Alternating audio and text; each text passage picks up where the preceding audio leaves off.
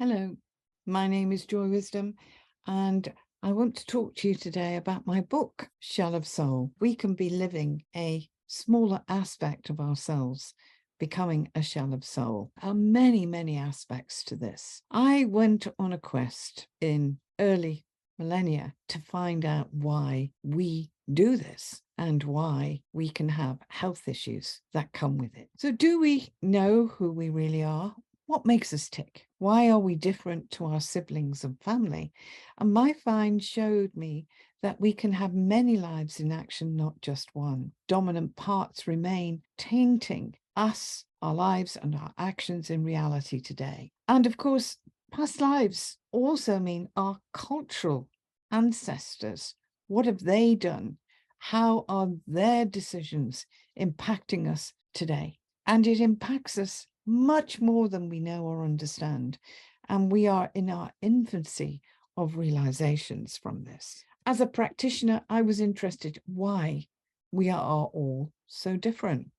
My search and quest in early millennia brought many facts and facets around health issues to the fore, spotlighted why relationships failed, why life was a challenge, and why social interactions was difficult. Answers to why individuals and cultures live the way they did, why abuse and intolerance continues in our world, and why poverty and illness followed individuals, families, lineages, and cultures with stuck in a rut, a repetition, and Groundhog Day living. My quest brought incredible insights as to how past life influences are in the driving seat for most of us, without us knowing, no consciousness or awareness, and we are so used to living lack and distractions from historical defaults, we ignore the results. It doesn't register the outcomes, not on our radar, and we keep going into more of the same and repetition.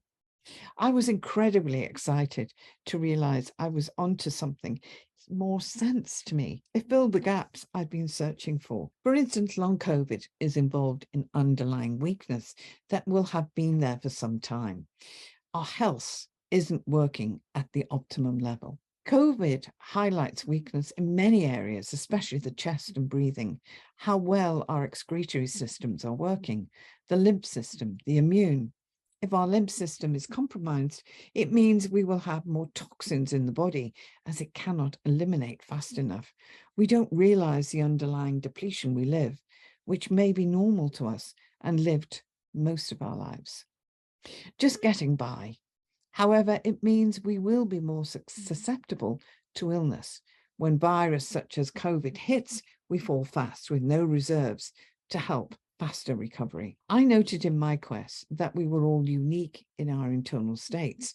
We may be living on less energy than we think, and previous impacts prevail. Shock, trauma, adverse living takes its toll on individuals. Chronic fatigue and ME outcomes. I have found many involvements with poor immune and disease underlying today from previous historical issues and lineage dominance and weakness hidden from view, but very prevalent today. Science demonstrates the immune has an intelligence of its own, yet still unsure why some people's immune system chooses to fight while another gives in to the disease. Digestive issues are involved with hidden consequences from disease and poison. So many people live with digestive disorders and very much involved with long-term issues and even cancer. We are what we eat. However, psychological and emotional issues remain memories from our association with food, starts from a young age. How we were fed and nurtured or not, setting baseline from a baby. Did we feel satisfied or were we left wanting and hungry? Were we fed enough? Was there enough nurturing in the womb? Changing diet won't do it because it's a psychosomatic disorder where mind controls and subconscious memories of old are dominant and we default to it more than we know. Many lives of harsh living conditions and starvation is passed down by culture and lineage. We are more than the physical, biological, and energetics interface every minute of every day, automatically. In my quest, I realized that energetics played a big part in our health. The chicken and egg scenario, which comes first. Energetics were not taken seriously and not fully understood. However, our aura and chakras are part of our unit and plays a big part in our health and lives.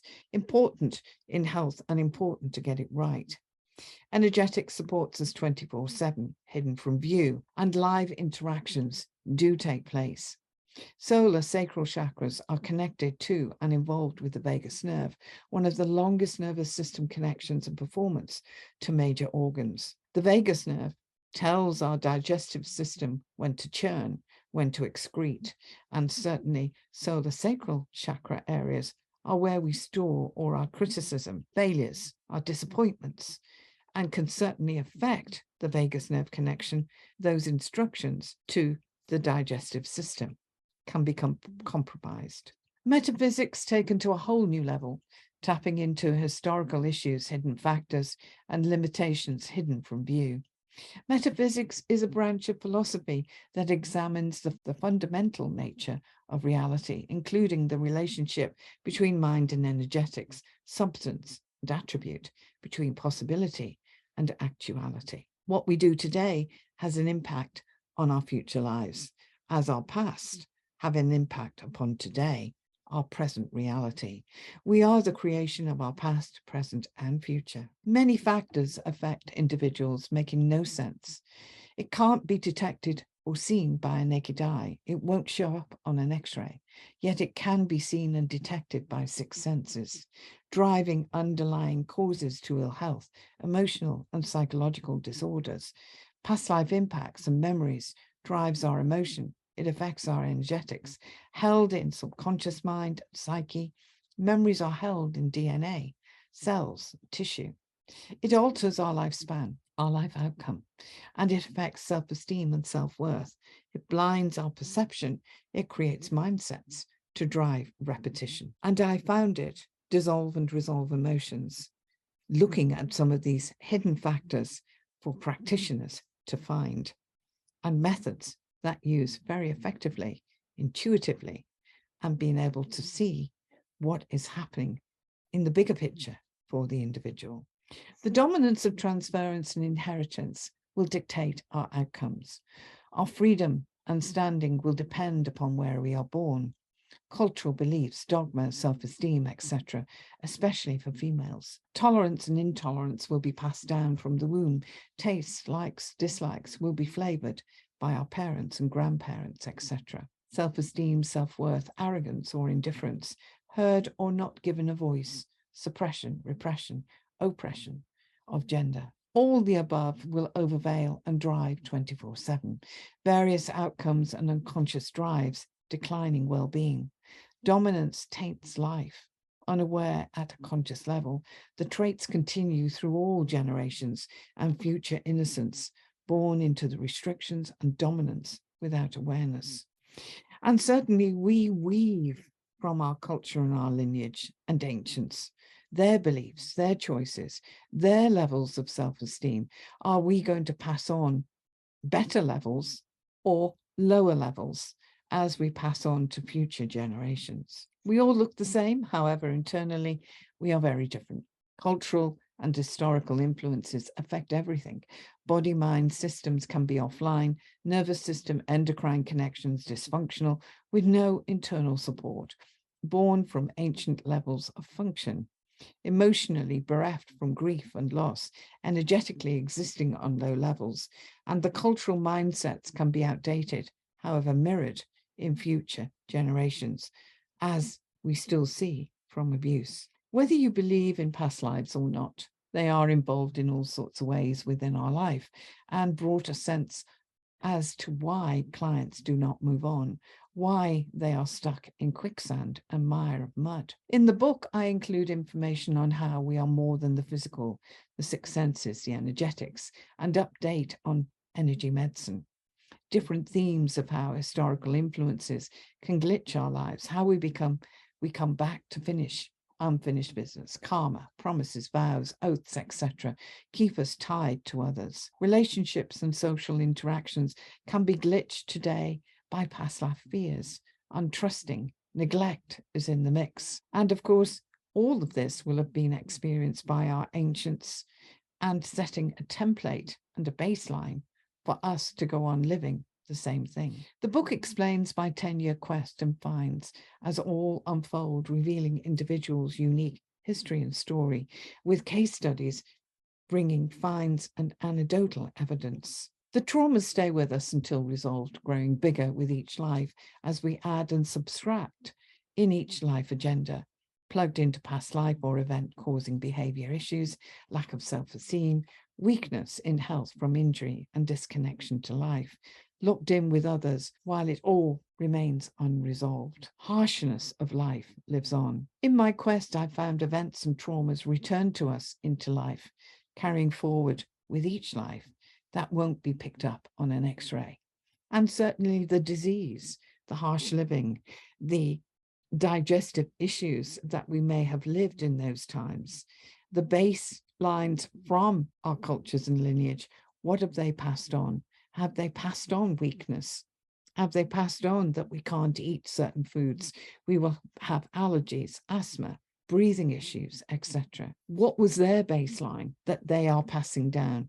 And what is our baseline that we are passing on to our future generations, our children? It makes no sense what we live. Certainly from Holocaust survivors, we have found that their grandchildren and great-grandchildren go on to live PTSD, depression, having irrational fears, irrational behavior. And that is just back to the 1940s. What happened beyond there in the First World War, etc.?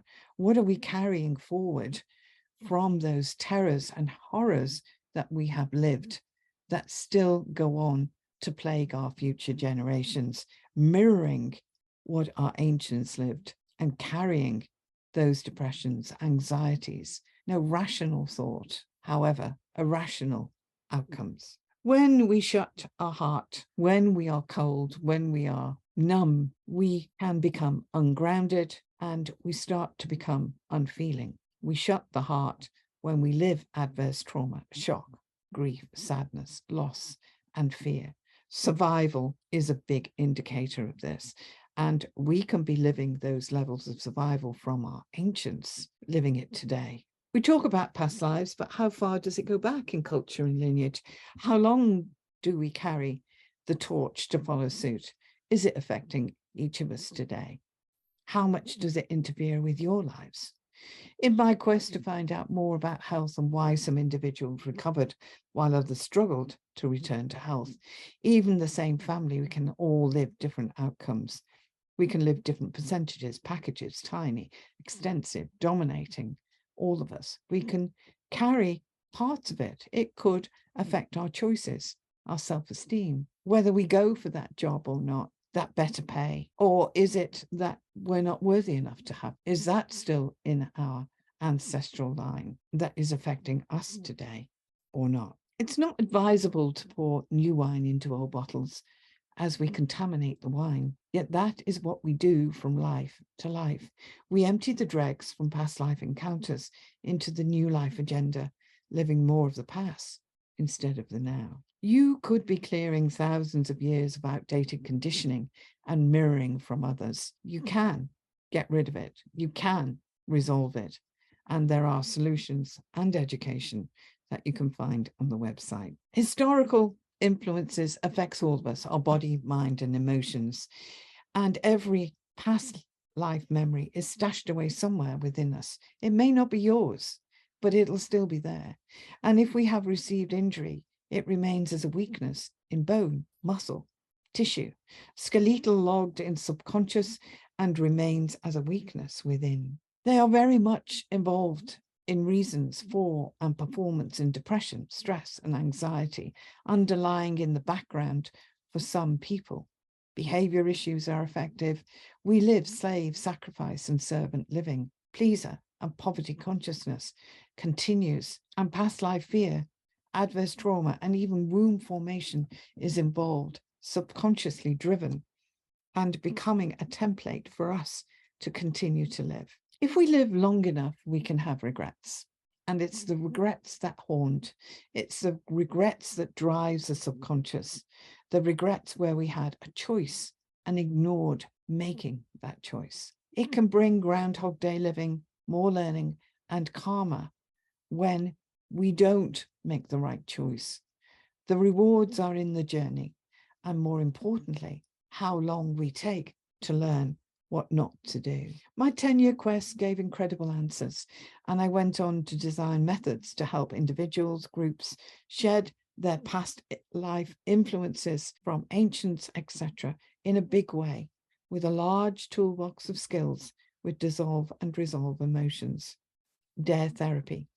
I wrote the book to help others understand who they are, learn why they live the way they do, giving answers that helps people to let go of their past faster, jumping hurdles of suffering and liberating future living. We are celebrating 12 years of success, launched in 2010, and right up to date, we have proved these finds over and over again and helped so many people to get their lives back because they were being ruled by ancient and outdated thinking. There are lots of things that you can find on the website: downloads, CDs, DVDs, and of course, you can find a lot of information on YouTube videos, etc. And here is a list of some of the things that are in the book and you can read about how and why we keep coming back together in relationship issues, why we have a challenge fitting into society, trap of life, trauma, how karma affects and limits us, why we live poverty and why it continues, how the health case studies and exploration on many different themes bring the book more to life, and how we have these birth impacts, why we are more prone to mental health and personality disorders, and why we live that repetition, why diets don't work because it's a mental health issue around weight, anorexia, and obesity, and of course, choice. How is it that we don't make those better choices? Why is it that we are stuck with middle road choices instead of going for the gold? You can find it all in the book. I also look at empathic skills, and it can be a great help and to enhance your wildest dreams as you rewire to more of you, more of these empathic and sixth sense attributes that are normal. People think they are abnormal, but they're not. They are normal, and very much you can reach your true potential by taking some of these programs. You can find us on Lidkin, all the media outlets, through Amazon. You can get the books. They are in e-version, and there's vouchers, CDs, and a lot to offer with training programs or even one-to-one sessions. Thank you for listening. Check out the website and YouTube for more information. Thank you for listening.